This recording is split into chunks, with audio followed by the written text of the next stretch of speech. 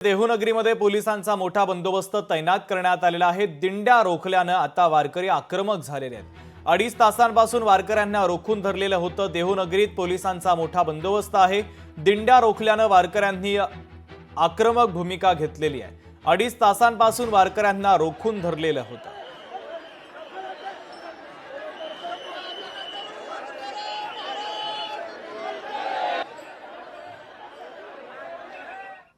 विनाकारण सोडले नाही, सगळ्यांना लोटालोटी करते, शांतताप्रिय समाज आहे।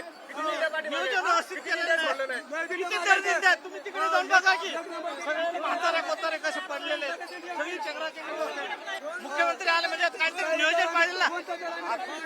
24 वर्षापासून आम्ही येतोय, पण असं कधीच झालेलं नाही। पोलिसांनी या ठिकाणी जी सुव्यवस्था ठेवली पाहिजे त्या प्रकारेच ठेवलेली आहे। एका वेळी सगळ्यांना सोडलं तर या ठिकाणी स्टॅम्पीड होईल। त्यामुळे आपणही सगळ्यांनी हे समजून घेतलं पाहिजे की आपल्याला थोडे थोडे सोडावे लागतील, अन्यथा या ठिकाणी त्यांची सुरक्षा वारकऱ्यांची महत्वाची आहे। आणि सगळ्यात महत्वाचं आहे, आमचा वारकरी जो आहे तो अशा गोष्टीची पर्वा करत नाही।